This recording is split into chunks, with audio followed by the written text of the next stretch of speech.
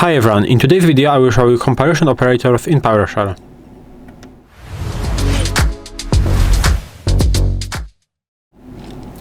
So, as I said before, in this video you will learn main comparison operators in PowerShell. They are used, for example, for filtering, condition, and for example for data processing, and I will show you some example of them. So, the first one will be equality operators. So, we have two. The first one is equals. For example, let's say that we want to compare two numbers and we want to check if they are equal. We can do something like this. So 5, and now we have to use equality operator, which is equals, that is minus e and q. And now we have to type in the second number. And what we are doing, equals returns true if value, basically this operator in the middle, returns true if values are equal, and will return false if values will be not equal. Of course, in this case we will get true, but if I will try to change it to, for example, 6, as you can see, we are getting false. So I think this is pretty easy. We have the second equality operator, which is not equal, so we can do something like this. For example, 5 minus, and now n e, and for example 3. This checks if the values are different. So if the values are different, we will get true, and if the values are similar, not similar but the same, we will get false. So in this case, of course, we are getting true, and 5 not equal 5, we will get false. So this is how it works. These are the two equality operators. Now we can move to the numeric comparison. So I will clear that, and let's say that we want to check if the number 1 is greater than number 2. We can do it by typing something like this. So 10, for example, minus, and now gt. That stands for greater than, and for example, false. Of course, in this case we will get true because 10 is greater than 5. As you can see, we are getting true. If I will, for example, do 10 is greater than 25, of course we will get false.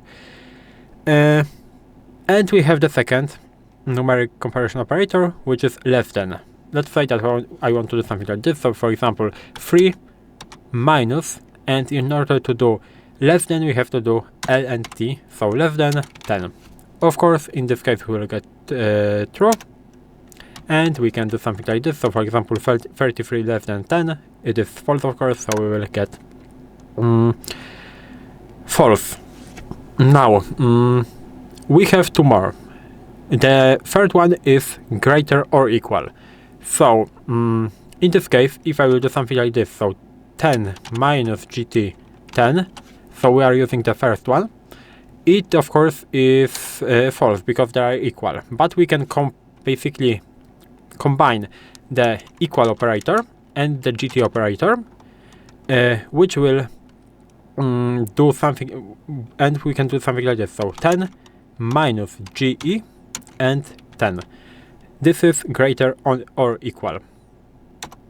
As you can see, it is true. And we can do the same thing with the lt operator. So we can do less or equal.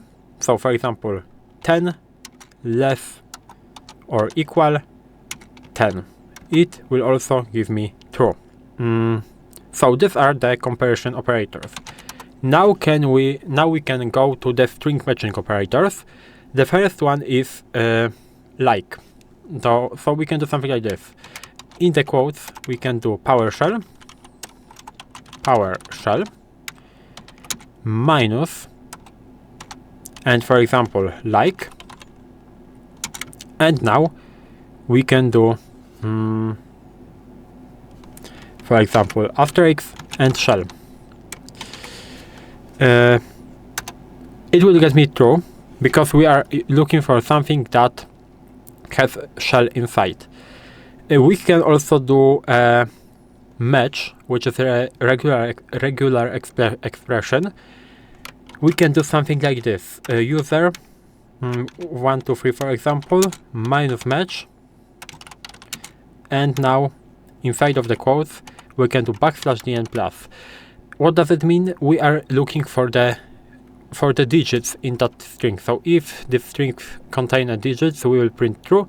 If it's not, we will print no. So in this case we are printing yes, I mean true.